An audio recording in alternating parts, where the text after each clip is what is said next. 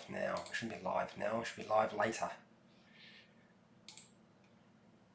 How is it that every time I'm trying to do something, OBS decides to start up and start running something before I'm ready? Before. Not when I'm ready, but before I've even got organised. Oh, it just drives me nuts. Alright, bear with me. There's going to be a little bit of mucking around while I just line everything up, make sure everything's working correctly. How's it going? Is it TalkU? Welcome to the live stream, running earlier than expected. Oh, it's been running for the last minute. I didn't even know it's been running for the last minute. It'd be nice if they told me about that. God blimey. Alright, I did actually prepare some notes, so I'm not going to whine the whole time. I'm just a little bit surprised that I wasn't actually present when it started. How's it going, Jeff? Well, give people time to actually jump in the room. The sound check is done. For anybody who is re-watching this, you can check the start time, which will probably be sometime into the live stream. So you can check the start time to figure out exactly when you want to start watching it, which is probably when I start, which won't be for at least a minute while I fiddle around with things. If you're re-watching this, well, if you're watching my live stream for the first time, if you're watching it for the first time, you've never been part of my live streams. Normally I spend this one's probably going to be about 10-15 minutes long, and then I will open it up to the chat and I will respond to everybody who has questions and feedback in the chat box once I've got through all the stuff I want to talk about. I just wanted to make sure that my face is going to show up and I'm sitting in the right place. And yeah, okay, alright, I'm in the right place, that's always nice. And it says we're supposed to be starting now. Well, that's good. Now it lets me know. It would have been nice if it started a little bit a little bit later. Okay, alright, let's get on with it anyway. Where's my little buttons? Hi, welcome to HowtoDandD. My name is Fred Wheeler, and today I want to talk about Dungeons and Dragons, and in particular we're talking about how to prepare as a dungeon master the lost mine of Phandelver. Well, it's probably the most played adventure of all time for Dungeons and Dragons 5e, and so preparation, a lot of people went, particularly because it's like the first adventure as a new dungeon master that you'll tend to wind up running, and so there's always that fear that you won't do enough preparation before running or starting the adventure, which is why I'm doing this particular live stream to cover that topic as best I can. And I've already done a couple of videos on the topic, but the information is sort of scattered all over the place, whereas this is supposed to be very focused on a particular topic, and that is just the preparation side for the Dungeon Master. So very first thing you absolutely need to go and do, of course most of you will already know this because it's pretty obvious, is you'll need to go and purchase yourself a copy of the Dungeons and Dragons 5e starter set, where you will find the Lost Mine of Phandelver, the core rules, some dice, and some pre-generated character sheets. And I know that everybody here has probably already got that, but I'm just going to make that clear. I know that a lot of people have tried to access the adventure as a PDF online from particular sources or various sources. So if you don't have all the parts because you didn't buy the box set, you can get the pre-made character sheets from the Wizards of the Coast website. You just go into the character sheet section and they will list, so it's a PDF, you can download all of that. As for the adventure itself, I don't think you can legally access it unless you buy the starter set. I could be wrong. The core rules you can access for free on the Dungeons and Dragons official website, so you can download that, so that's not an issue, and it does include a Dungeon Master's booklet or PDF as well, which has monsters in it, which would be included in the back of the Lost Mine of Phandelver, so you can probably piece together all the bits and pieces you need if you don't have the starter set, and of course you use your phone if you don't have some dice. So that covers the very basics of it. Next, make sure that you read the adventure at least once, and you need to you don't have to remember everything, but you need to remember the key points. And whether you take notes or not take notes, that's really up to you. But there are some key points you'll need to remember throughout the story. So because it's a bit of a sandbox, it can go pretty much anywhere. I know a lot of people say, look, you don't need to actually worry about that sort of thing. It's unimportant. You can just run it out of the box as is. But trust me, my players have tripped me up, and I know that a few Dungeon Masters have mentioned that their players have asked questions that weren't in the front of the adventure, that were scattered throughout the adventure or near the back of the adventure, and that has really sort of caused them a few hassles. So my suggestion to you is read the adventure right through at least once, but you don't have to worry about memorizing everything. Okay, the most important aspect, I guess, is not worrying about the rules, but you do at least need to read and understand the core rules for running the game. Otherwise, it's going to be really hard, which is why I have a channel designated specifically to showing and explaining to you how to do that. Now, if you have picked up the Dungeons & Dragons 5e starter set and it's a first printing, it won't have the errata included in the adventure. So you'll need to download that, and I'm going to provide the errata, if you don't have that, down in the description. Most of you will probably have a second or third or even newer printing, which will have all of the errata included in the adventure, so you won't have to worry about that, which is always nice. That's excellent. Now make photocopies of certain sections of the book. Really important. I find that was probably the mistake I made when I was running the adventure, so don't make my mistake. Go and photocopy the pre-generated or pre-made character sheets so that you can reuse them. I'd be surprised. I mean, you can print them off the Dungeons & Dragons website, but the hard card, so they last a long time, and you obviously have permission to photocopy them because it says it on the bottom of the page, but I would photocopy them because you don't know what the players are going to do with them. They'll lose them, they'll get covered in gooey stuff, coffee, spilled mountain dew, all that sort of stuff. So I would suggest photocopying the pre-made character sheets. Now, for those Dungeon Masters who feel that they have to make photocopies of blank character sheets, no, I wouldn't do that. You can if you want, but there's nothing saying that you have to provide absolutely everything for your players to play the game. You can say, look, you can download the blank character sheets from here. My suggestion is you do that, and if you want to make your own character, you can. So that's one of the aspects. Now, if they're not going to use the pre-made character sheets, make sure to make those photocopies of the pre-made ones and cut out the background section on the back of them, because it gives them a tie-in or a link to the adventure, and you're going to find that really, really useful later on. Next up, make photocopies of the monster stat blocks that are in the back of the adventure.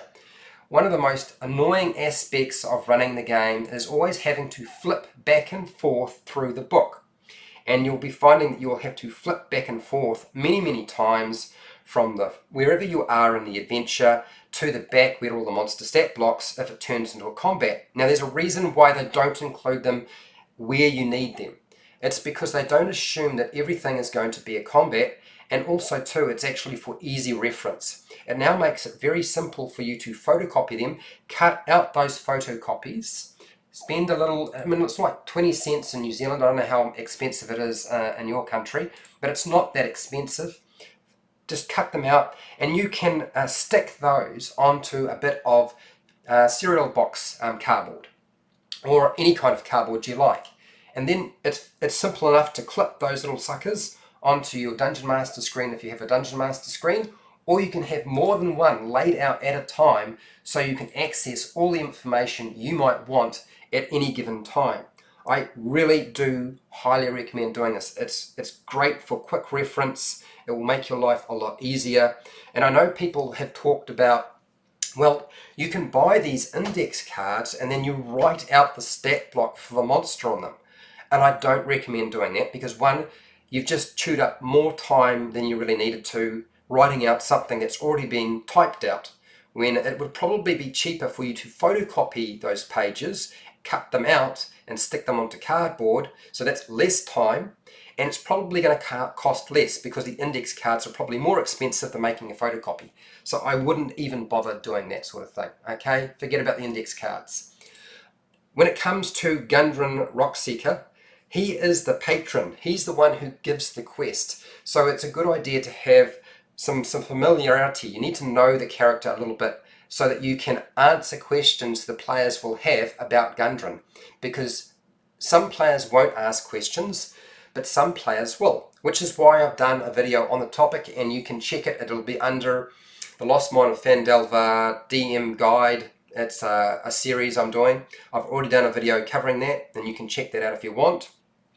On top of that, don't forget, Gundren's not the only character in the entire story. He is certainly one who gives the initial story, but you've also got a major villain, and that major villain needs to be highlighted. And that is Nesna, the Black Spider. So put yourself into the mind of Nesna. Make sure you have a reasonable understanding about why Nesna is doing what he's doing. What is Nesna doing in the background as the player's characters are journeying through your adventure?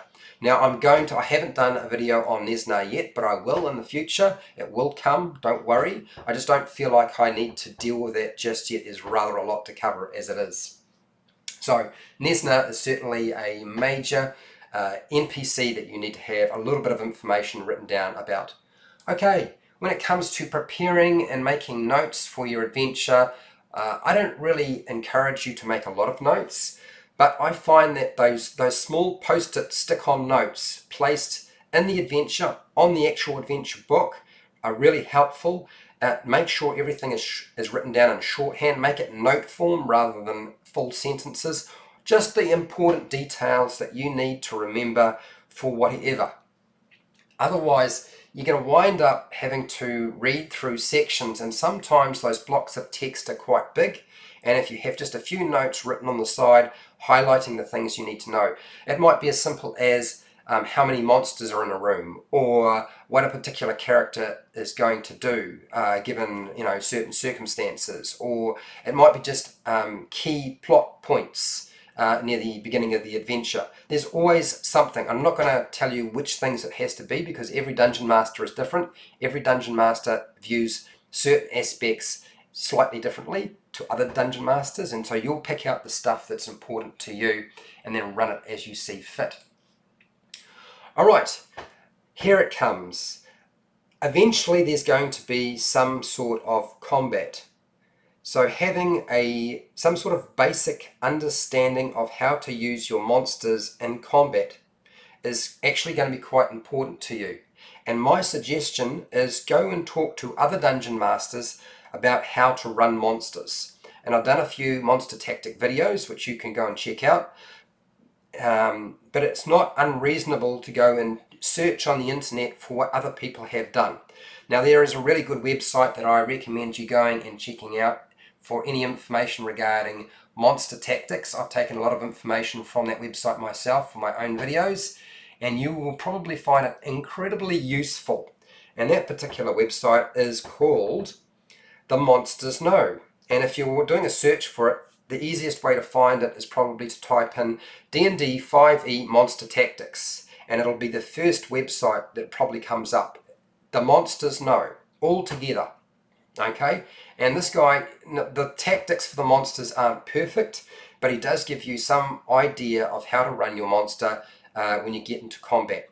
Also check out slyflourish.com for advice on running the beginning of the Lost Mine of Phandelver, and I will include that down in the description. Also check out neuronphaser.com. He has a more comprehensive advice and suggestions for running the Lost Mine of Phandelver pretty much from the beginning to the end.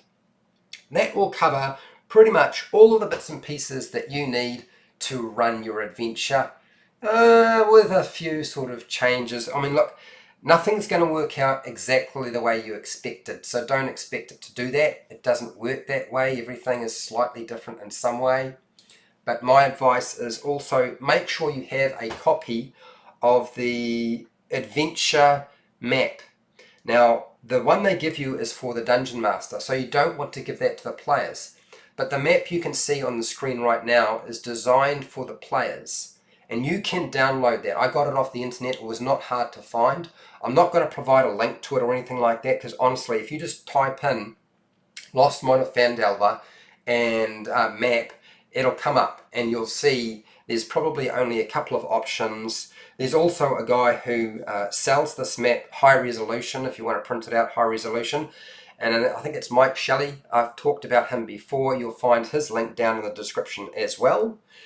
After that, all you need to go and do is, remember, you need to have your basics, okay? Just remember the basics. Don't worry about all the details, just the basics.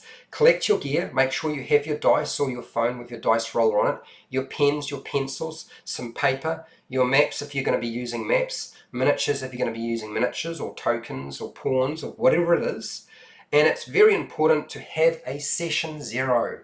I know a lot of people aren't really keen on doing that because you're not actually playing the game, but very, very important. And there's a lot of different reasons for doing that. And honestly, you won't regret running a session 0. Get yourself a checklist. There's lots of people who have created checklists and advice on running session 0s. I know I haven't done a video on the topic myself, but it doesn't matter. Run a session 0, make sure the players are on the same page. You know, make sure you're building that they're building characters together if they're not using the pre-made characters that are available in the actual adventure, and make sure they have a chance to actually have a discussion. So at the very beginning, before you're running your adventure, that will alleviate a lot of hassles for you, particularly if there are players who are looking for a type of game you don't really want to run, or they're not really interested in this type of adventure. I find that highly unlikely, but it can happen. This adventure is a sandbox, so expect your players to do the unexpected and go off the page, okay? It's designed to be able to allow for that. It's designed like an old school adventure, which essentially means that you get a small adventure, everything is pretty tightly packed. If you get lost, or you can find things fairly easily because there isn't a lot of information to read to find what you need for the location they're currently exploring or in, and you're done. Okay, when it comes to NPCs, and I'm not going to suggest that the NPCs have to be, you need to spend a lot of time on it, but you will need to spend a little bit of time on them. So Phandelver has a lot of NPCs, and there are other NPCs scattered throughout the adventure, but the Phandelver NPCs, make sure that you have their name and you understand what their link is in the adventure. So what is the hook, the information they will give the players at some point? I would make just a quick note of their name and then what the hook is that they give. Don't obviously try to present all the hooks all at once, but as you're going through your list, you can cross things off. The key NPCs might need a few notes, and I would suggest the adventure provides a fair amount of information on some of the NPCs, not all of them, but write down key motivations. If there's one motivation, that's great, and it's always probably better. Personality traits, if they have any, ideals, bonds, and flaws. You don't have to have all of that, but you will have to have at least some motivations and some personality trait to build into the character that you'll present to your players.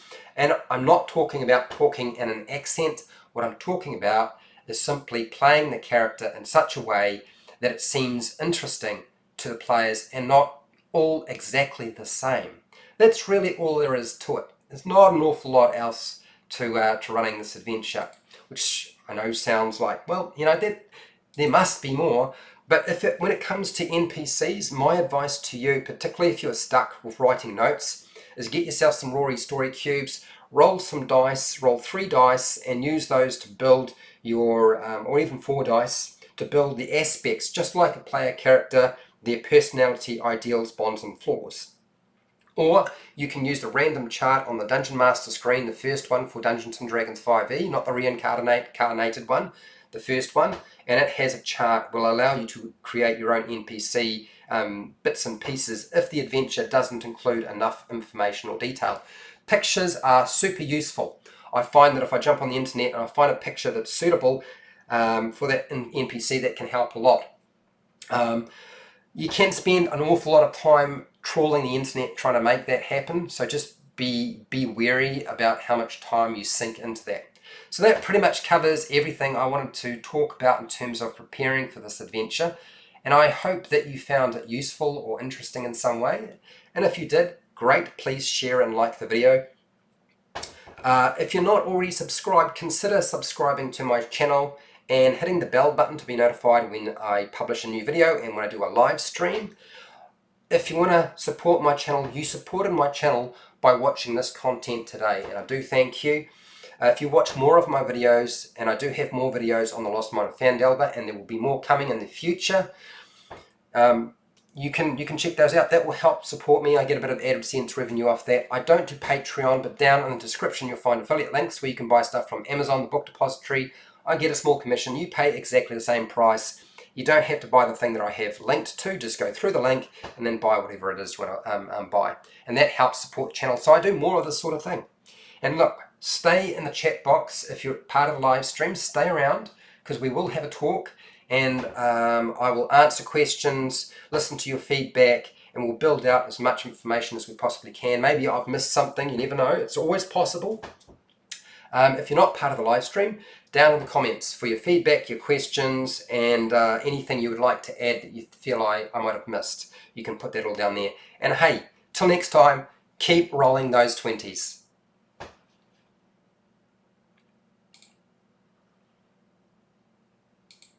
Alright, I'm not gone. I'm just trying to find my face because I realised that some people would actually like to see me at some point. And if the live stream does something weird and disappears on me, I do apologise, but I'm probably not going to restart it if it bottoms out on me. So here we go. Transition over. Alright, that's that done. Good. Alright, so let's have a look at the chat. So I've said hi to Jeff, Talk You, Monkey Danger. Oh, how's it going, Monkey Danger? Roll for damage. How's it going, man? Okay, what's this? Alria.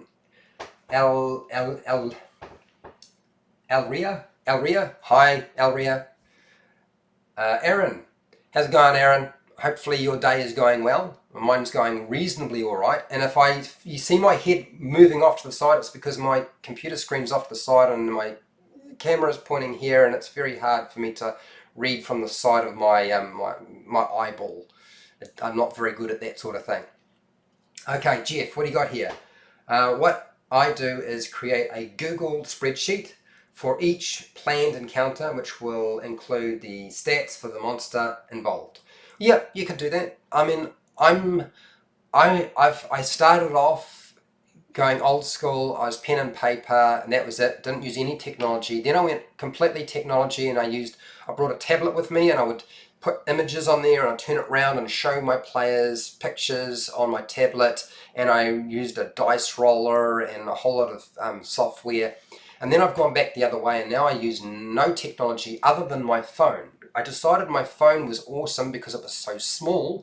It took up a lot less space. I didn't have to have a laptop, and I actually enjoyed that more. And when it came to pictures, I just decided, well, I bought myself those Pathfinder face cards, and I use little face cards if I want pictures, and I just show them the picture and just hand it around the table, and this is this character, this is what they look like, and I just would hand it around and describe them if I needed to. So yeah, but not a bad idea. It's good. It's great. If you're the sort of person who likes technology, then absolutely use Google spreadsheet. Google Docs is one of those things that everybody wants to use because it's so easy, and you don't have to worry about updates or anything like that. It's always functional. Right, Jeff. Keep track of the hit points on it as well as initiative. Yep. Yeah, I find what I do with my Dungeon Master screen is I just make a little tent, and it's not too big. It just has their character name on it on both sides, and I'll put their initiative. Well, I get them to roll their initiative before the adventure, and sometimes I'll roll just one, sometimes I'll roll 5, and they just list them in pencil down the side on the side that I can see. And I just shuffle them around and change the order when combat comes up. So yeah, those little tents that I just place on top of my my Dungeon Master screen, sort of help the players know when they're supposed to be going, and it helps me too. And I will put their passive perception on there, any other stats that I might require. I don't usually worry about tracking hit points. I would like to think that I can trust my players, that I don't have to contend with that. And to be fair, if the players cheat a lot, I don't really care. Most of the time it's other players who will call another player on cheating or doing things that aren't quite kosher. And then they'll come to me and say, Fred, can you do something about this? And then I'll like, okay, sure, all right, no problems. Awesome, I'll do that. But usually I just don't have the time or energy to chase around after people who are doing that sort of thing, so I don't worry about it. And then when it comes to AC on that, I don't worry about AC because your armor class can change based off spells that are being cast, and I won't necessarily remember that. And if they're using cover, I won't necessarily remember that they have to add an armor class bonus for half cover or three-quarters cover. So I leave that to the players. All I do is, I just might remind them that they have cover, and it's up to them to remember what their AC is. And so I'll still roll the dice and say, look, will this hit you? And that's usually how I do it. You don't have to do it. Other Dungeon Masters will put all sorts of stats, hit points, AC, and track absolutely everything. But I like to put a lot of the work back on my players. Alright, Nicholas. How's it going, Nicholas? Welcome to the live stream. Roll for damage. Thanks for the stream, man. You are welcome. Roll for damage, and I don't think you would have got anything from this. Honestly, you've run the adventure before. I know you have, and you've been doing it for a while. So yeah, thanks for showing up. Jeff, what is Sildar's armor class without his equipment? 10. Oh. Okay, all right. Well, yeah. Let's deal with that. I'll pull up his stat block, but I'm pretty sure it is 10. I don't think he has a dexterity bonus, but it'll be in the back here because, of course, all the stat blocks are supposed to be in the back of the adventure. Where is Sildar? Sildar's under S. There we go. Here he is. Okay, so his armor class with his chainmail is 16.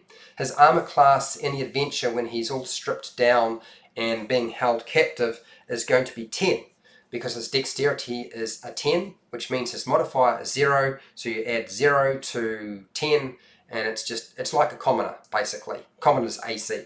Very, very simple. So you're right. Roll for damage.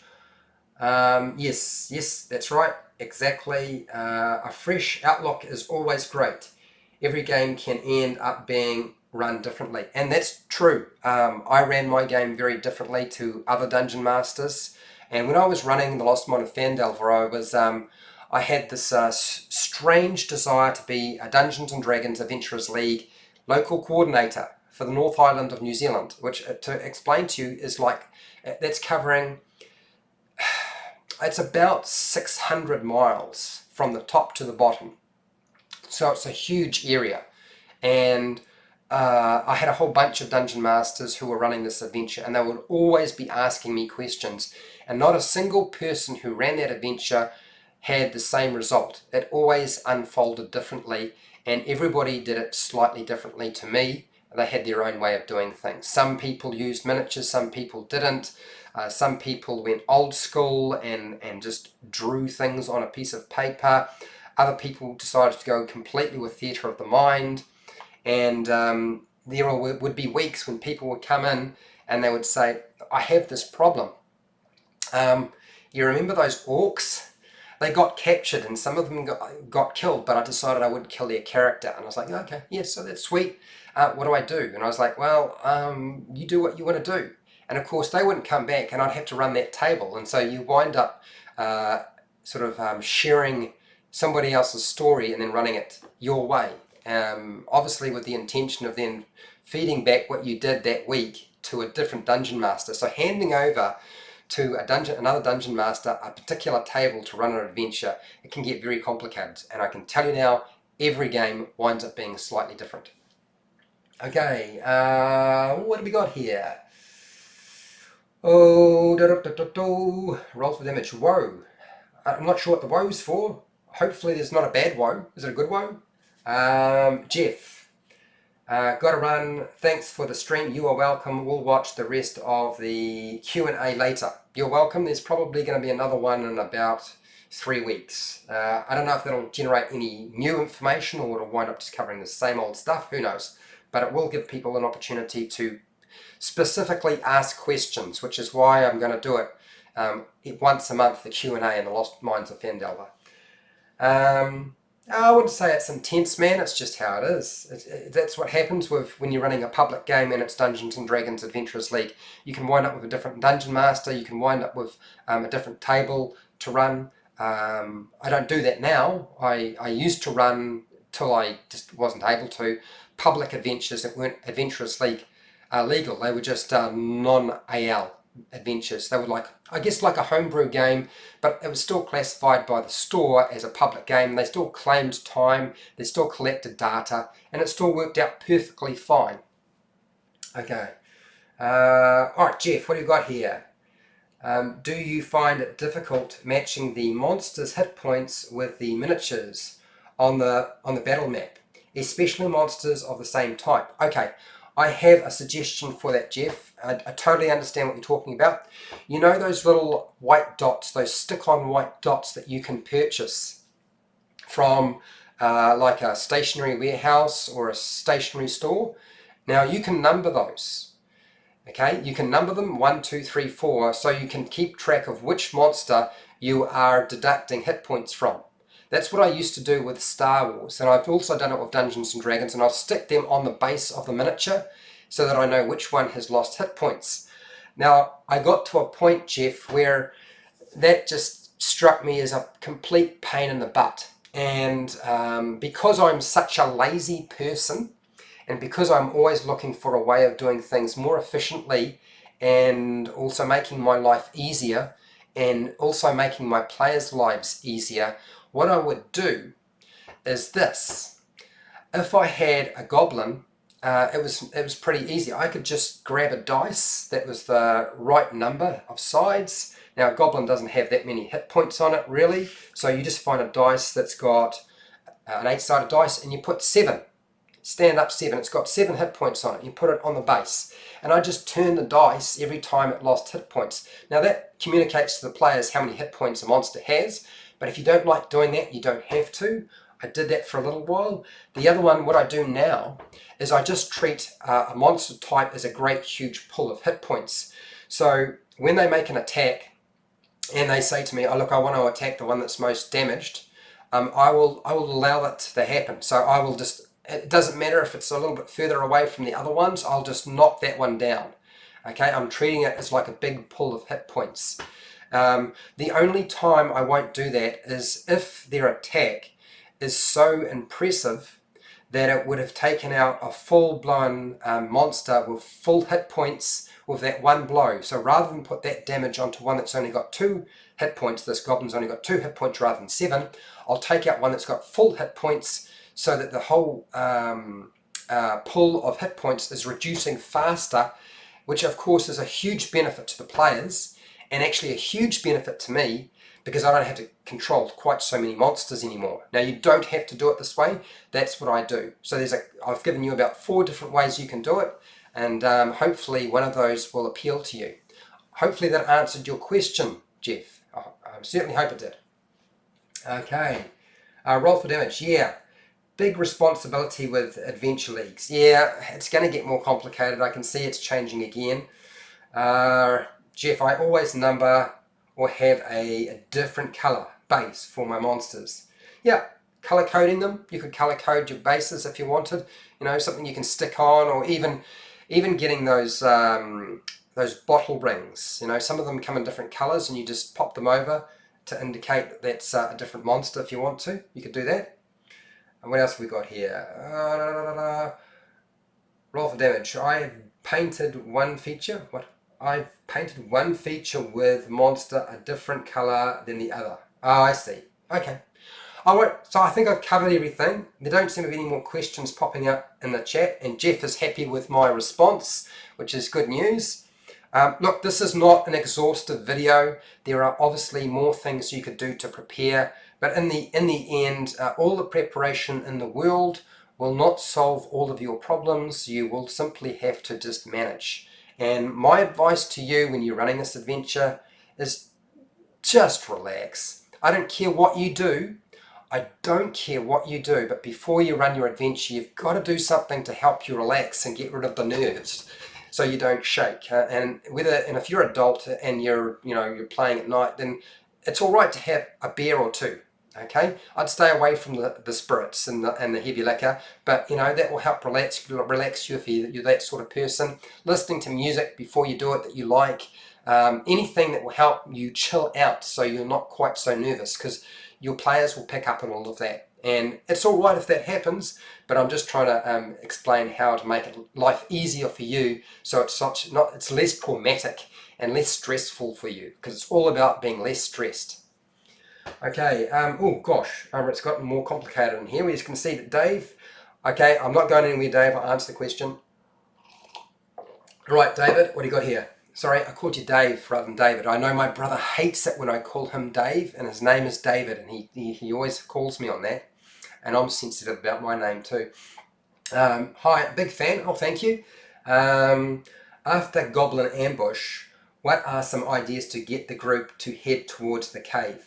Okay, so here's the thing, David, they don't have to go towards the cave. There's always the opportunity for them to do a perception check or investigation check, and the adventure outlines this to try and find out what's happened, or if anybody's been dragged off. It's actually made pretty clear that they shouldn't have too much trouble finding the trail to where Gundren and Sildar have been dragged to. But of course they won't find Gundren in the cave. The Cragmore hideout doesn't have Gundren there, it's only Sildar and some goblins and a bugbear and some wolves. But that's not an issue really. It shouldn't be a big problem.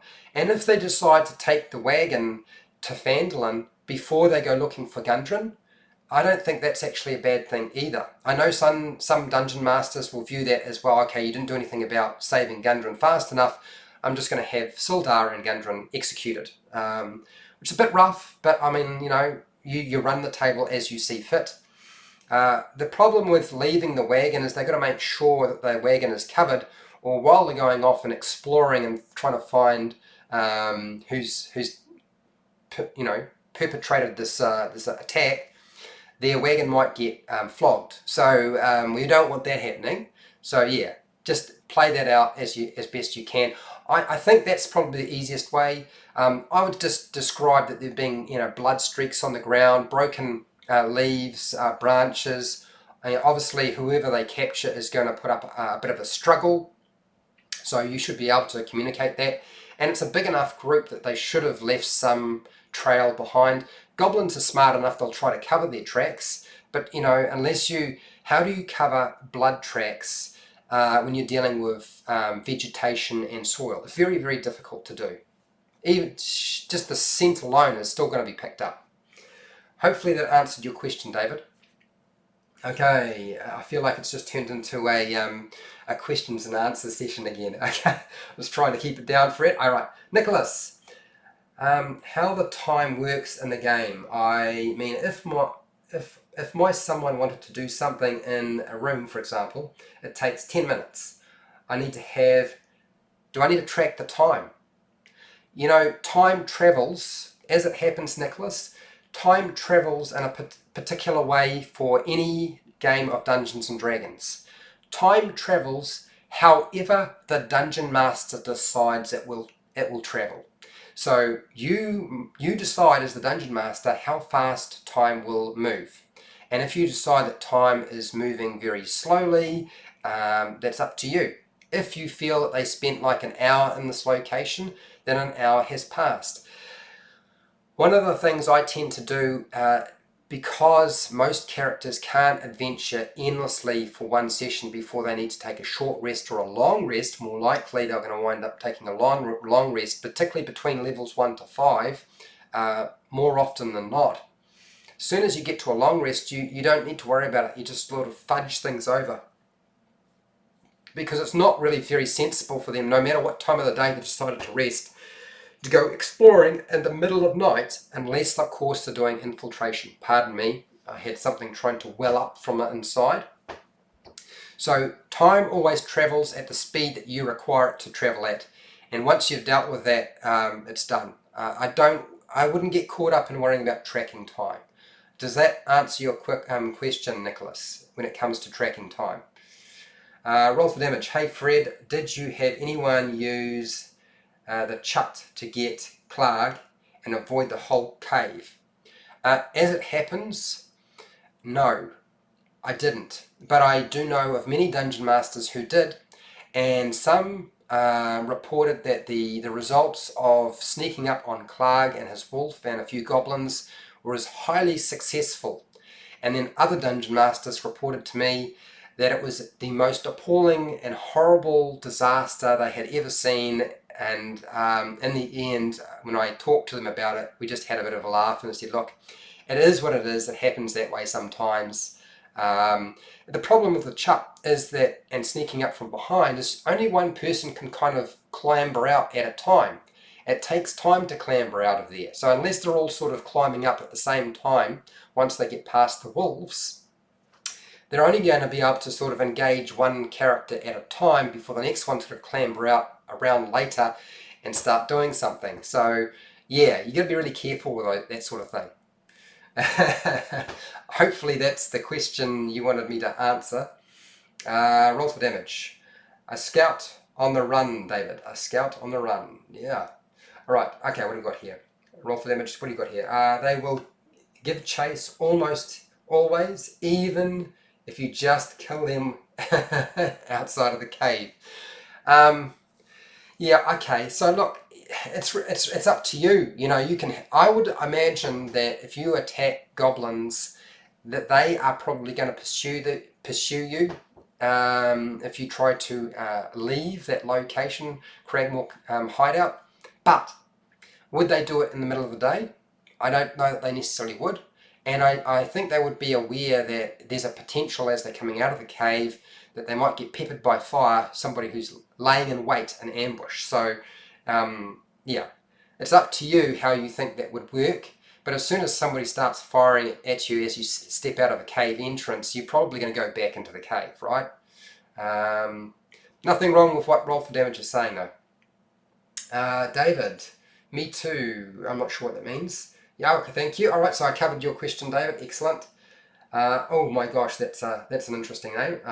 Give me a second while I try to decipher it. Hypnotic. If I got it right, excellent. If I didn't, I do apologise. Hypnotic, you are welcome. Roll for damage. I was talking about how to get the players to the cave. Oh, right, okay. Have a goblin scout be spotted by the party. Oh, right, yeah, fair enough. Yep, you can have a goblin scout. There is actually a chance that your players won't kill all of the goblins. If they survive the encounter and they capture one of the goblins, which is probably one of the smartest things they can do, if they capture a goblin, then they can interrogate that goblin and get that goblin to lead them back to Cragmore hideout. That's what my players did. And that's probably because most of the people playing at my table were very experienced, and at the time I didn't realize it, but suddenly I had for the very first adventure that I run, that first encounter, everybody at my table was a dungeon master. It was very, very stressful when I found out. But so they were expecting everything. You know, there was no surprises as far as they were concerned, and they did everything pretty much the way you should do. So yeah, it worked out well for them. So yes, they didn't kill everybody. They made sure to keep a captive so that they can interrogate them and lead them back to the source of the trouble. Oh man, can I just call you Hypno? Is that all right? That's probably the easiest pronunciation I can get. Pronounced the same as hypnotic. Hypnotic. I can deal with that. Thank you very much. Appreciate that. I've got to do a video on Dungeons and Dragons names because I really suck at them. Nick, how's it going, Nick? I just need a drink of water, Nick. Just give me a second. Howdy, how's it going? Right, oh, Mormisk. Mormisk leads the undead. Yes, he does. Yes, he does haunt the Waybeco Cave. Yes, the Wraith. I was hoping I wouldn't get too many questions regarding this sort of stuff, but I should have realised I've opened myself up to this, so I will answer your question, Nick. Okay, if the Wraith controls the undead, would the party kill him early, affect the undead in further rooms? Okay, here's what happens with undead who get instructions from a more powerful undead creature or their master. They follow the last direction or instruction they were given. Does that make sense? You don't have to do it that way, but I would imagine, and I'm pretty sure that most of the undead, like skeletons, zombies, not so much ghouls, but certainly I've done a video on the tactics for skeletons and zombies, and those sorts of creatures just follow the same direction they were originally given until they are destroyed. And that's what I would probably do when it comes to the Wraith. If the Wraith is eliminated, Mormisk is eliminated from the equation, and then they are just going to do what they were pre-programmed to do until they can no longer do what they have been instructed, when they are finally destroyed. Does that answer your question? Hopefully it does. I certainly hope it does. Hypnotic.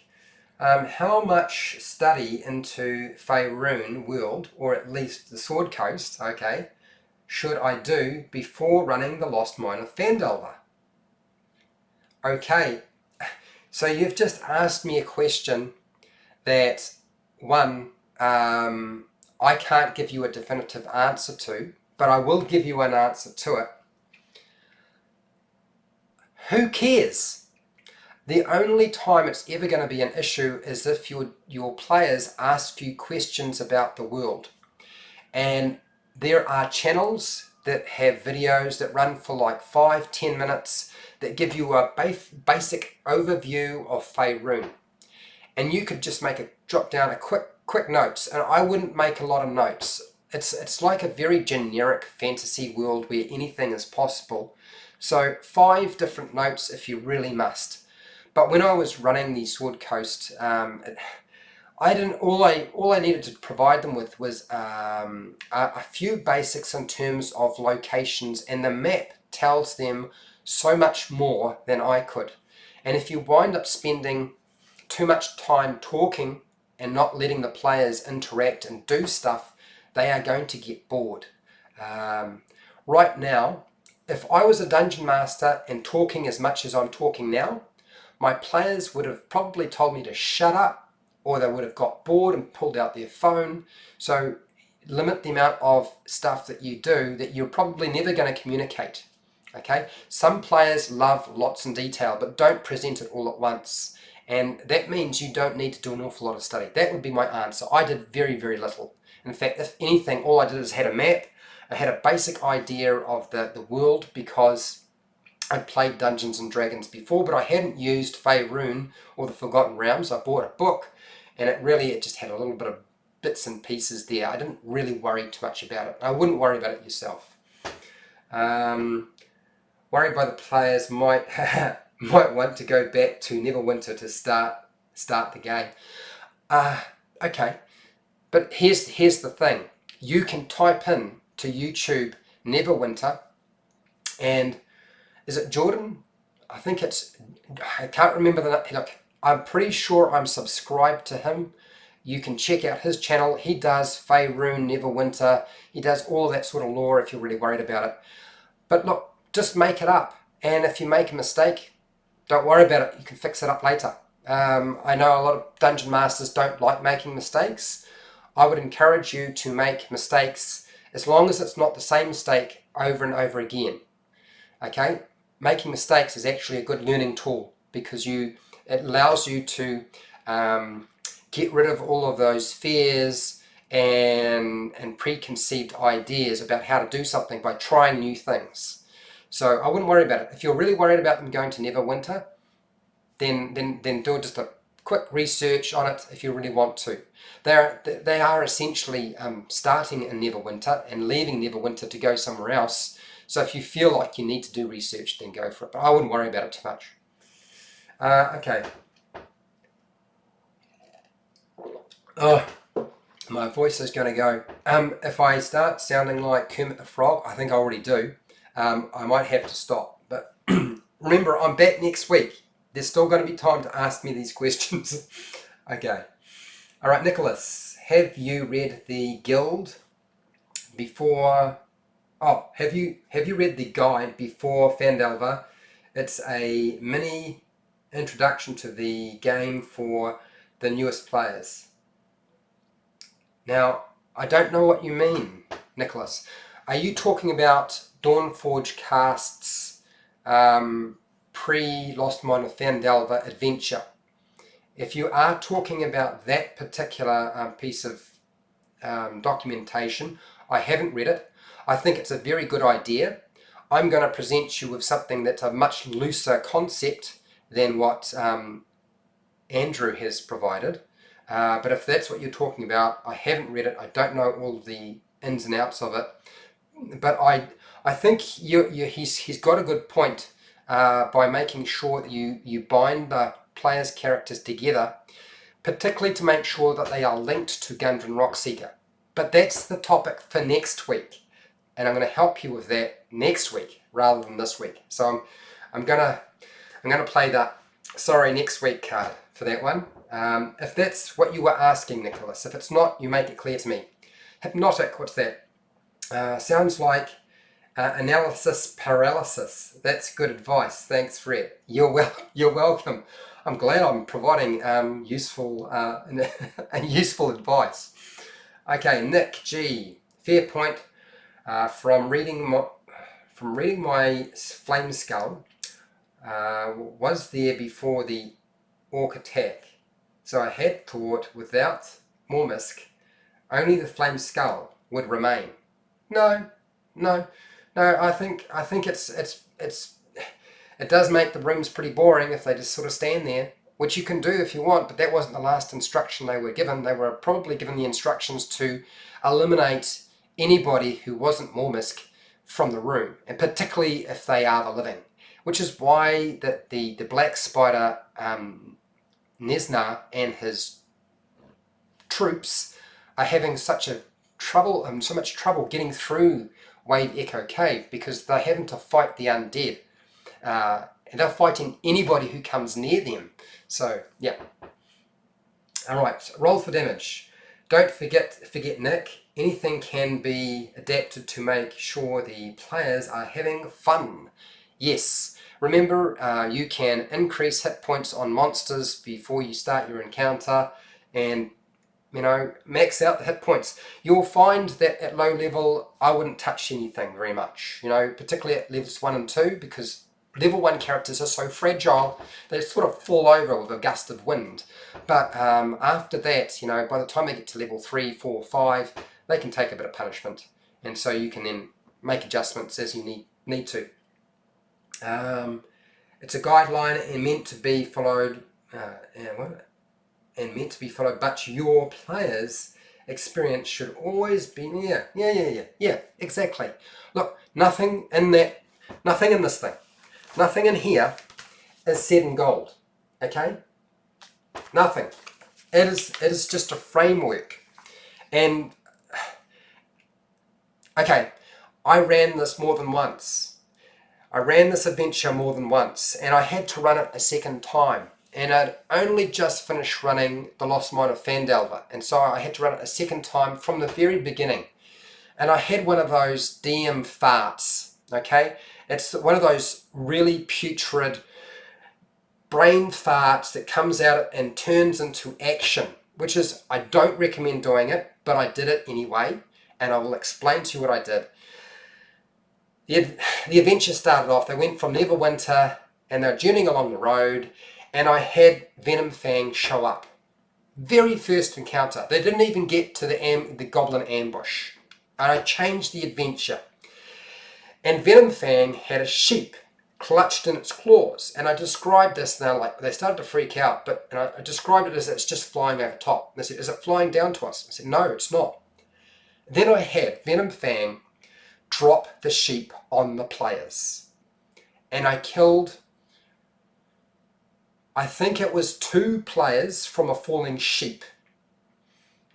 I know that sounds ridiculous, and as I said, it's a bad thing to do as a dungeon master. It was one of those whims that I just couldn't get out of me. I had to get out of my system. And the others, when they saw this, fled into the forest. Some of them were successful in hiding from the dragon, and others just got cooked. I think one character survived, took all the bodies back to Neverwinter, and I just said, okay, we're not going to worry about this part of it. We just start again. And I apologized to my players, and I said I just couldn't help myself. But I'm not saying you should do that, but anything in this adventure can be modified and changed. Does that make sense? I can just see the number of subscribers on my channel and the number of down thumbs increasing after telling that story. Okay, all right. What do we got here? Jonathan. How's it going, Jonathan? Do you make it different each time? Yes, I did. I made my adventure different every time because I didn't need to, because my players did it different every time. But yes, I did change things. Monsters would change. Monsters would have more hit points. Monsters might move around different locations. Even the position of magic items, because I was running a particular type of game, and I had players at my table who I discovered would read the adventure. And so even with the Curse of Strahd, when I ran the Curse of Strahd, I changed things because I had a dungeon master who had run the Curse of Strahd and was playing in my game.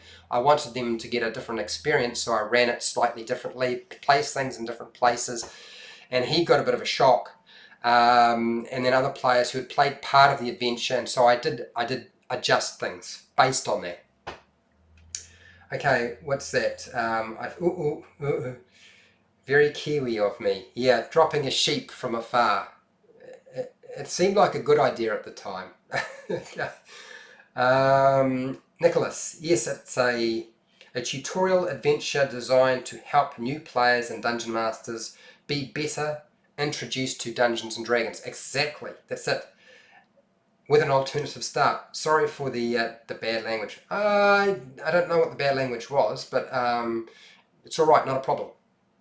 Okay, someone's laughing. Yeah. Okay. All right. Well, you guys wanted me to tell you about some of the funny stories I had, so I have. Maybe I should. I don't know. If I ever get time, maybe I'll do like a short, I don't know, montage of it at some point. Roll for damage. We all love ya, Fred.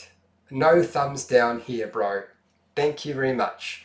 Okay, I'm about to lose my voice, and if I lose my voice, I can't do anything more with my voice tomorrow, which would be bad. Okay, I need to leave. It's getting on. I will be back next week to talk about the Lost Mine of Phandelver, but as I said, that will be discussing how to make sure your players give us stuff about Gundren Rockseeker.